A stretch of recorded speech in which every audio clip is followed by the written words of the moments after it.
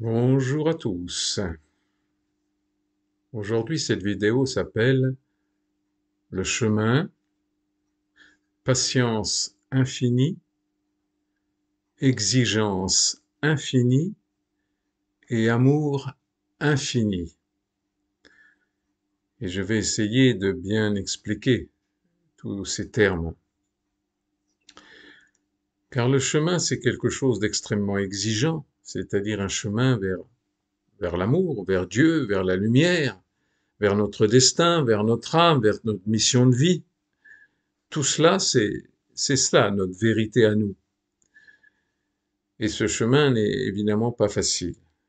Le prix à payer est immense, la récompense est immense, la joie est immense, les épreuves sont immenses. Et c'est pour cela qu'il y a vraiment cet équilibre à trouver entre patience infinie, exigence infinie et amour infini.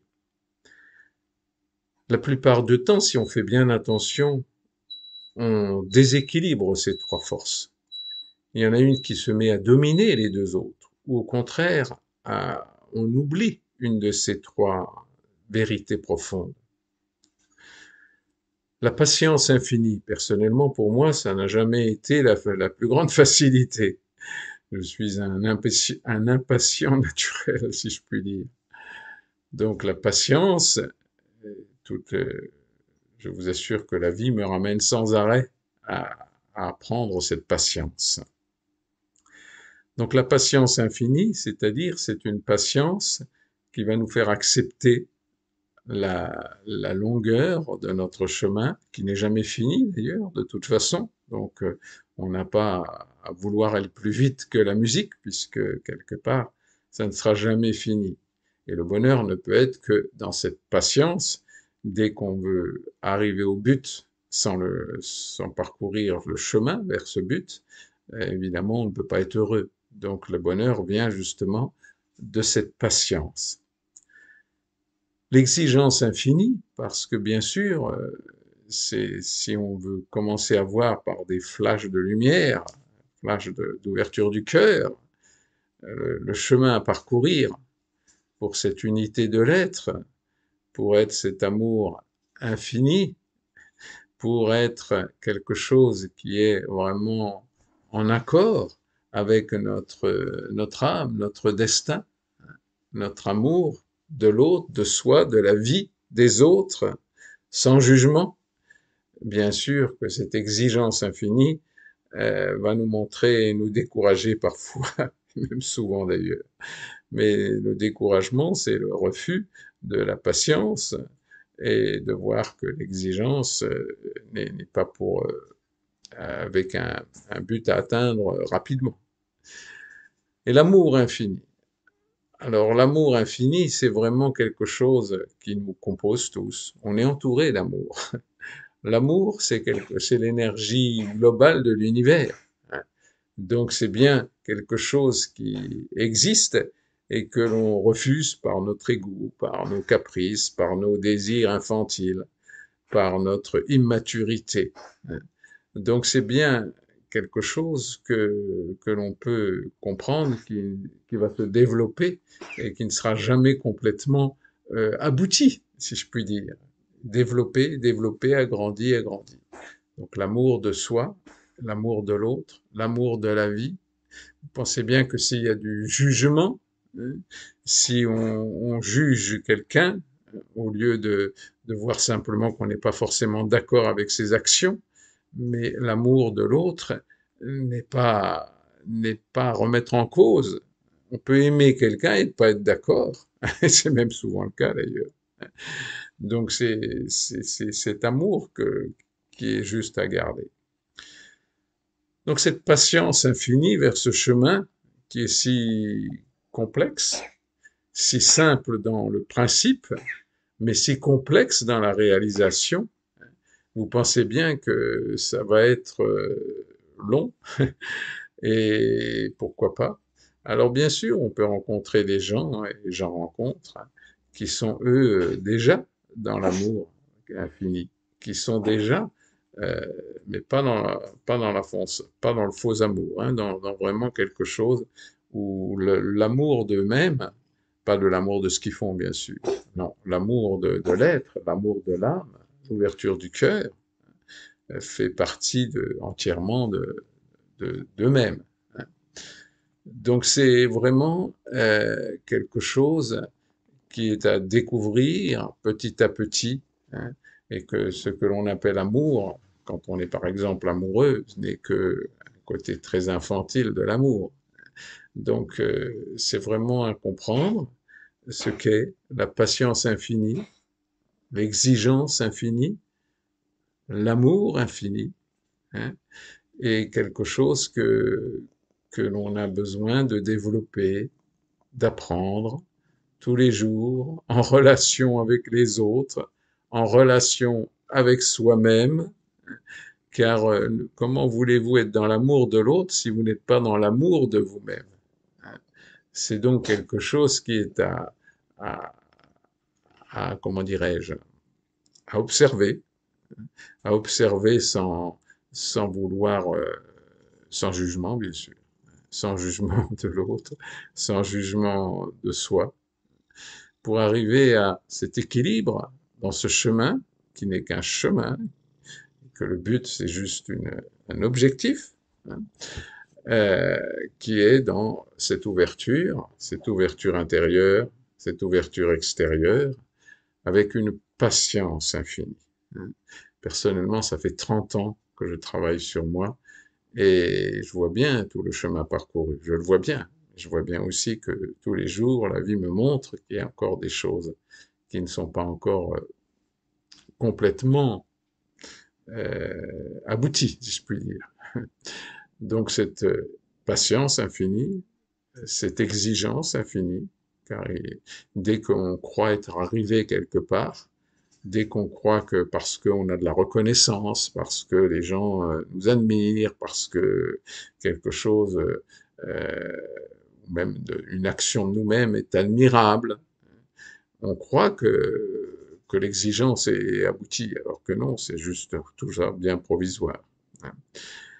Et l'amour infini, l'amour de soi, l'amour de son corps, l'amour de ses émotions, l'amour de ses pensées, hein, qu'elles soient terribles ou toutes belles, hein, de toute façon, tout est faux, hein, tout est projection. C'est-à-dire que si nos pensées sont admirables, une sorte d'idéal, vous pensez bien que ce n'est qu'une illusion. Le monde n'est pas idéal et il n'est pas non plus, comment dirais-je, à détruire, hein. Il y a énormément de paranoïa dans notre époque. C'est-à-dire, la paranoïa, c'est le jugement, finalement, hein. C'est la peur des autres, la peur de soi, la peur du monde, la peur de tel qu'il est. Alors que de toute façon, on va tous mourir. Donc, vaut mieux s'engager, hein, vaut mieux avancer, prendre des claques peut-être, hein, des échecs toujours. Et c'est là où justement on a à apprendre à être libre, libre du désir. Et libre du désir, ce n'est pas sans désir, c'est tout simplement que le désir, s'il y a frustration, et il y a pratiquement toujours frustration, plus ou moins, mais il y a toujours frustration, à ce moment-là, c'est d'être aussi heureux dans la frustration que dans la satisfaction d'une partie de nos désirs.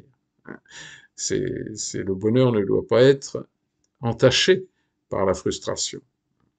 Et évidemment, le jugement non plus. Tout jugement est souvent une colère dissimulée. C'est-à-dire, je juge parce que comme ça, je suis tranquille, je n'ai pas besoin de me mettre en colère ou je n'ai pas besoin d'agir.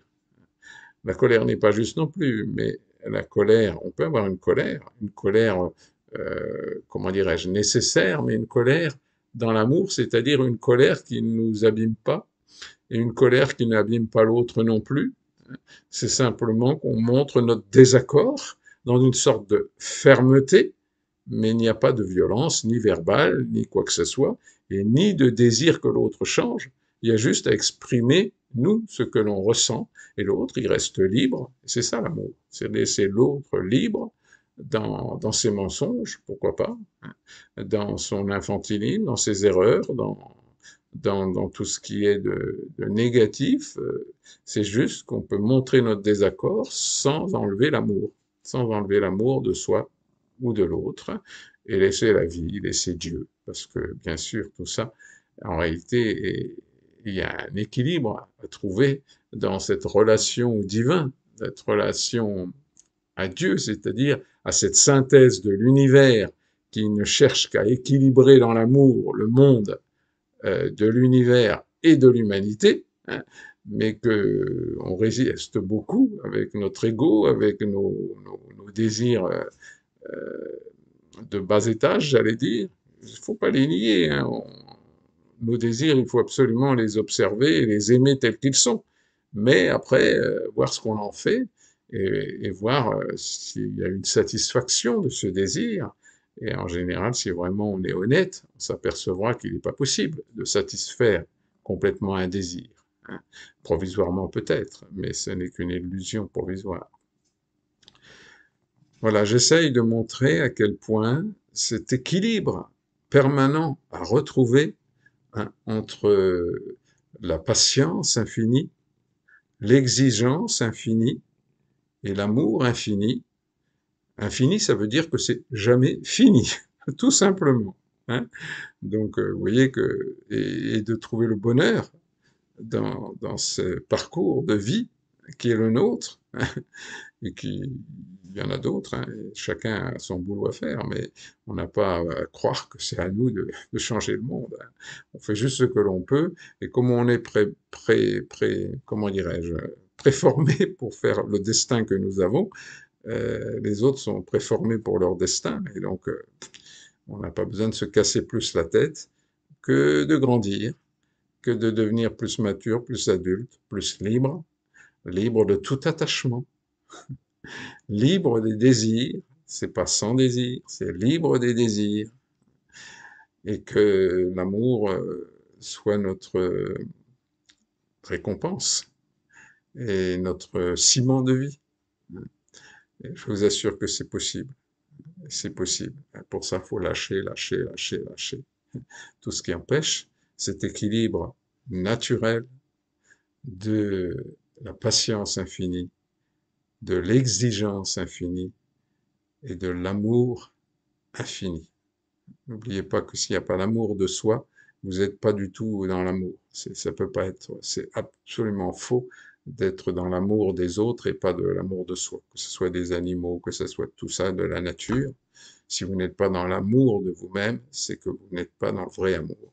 C'est une projection d'un idéal que vous auriez voulu. Voilà, je vous embrasse très fort. Je donne tout ce que je peux. Je fais ce que je peux dans mon destin et à chacun de faire son boulot, hein. C'est pas moi qui peux faire votre travail personnel. Plein d'amour, plein de tendresse et toujours du soleil dans votre cœur.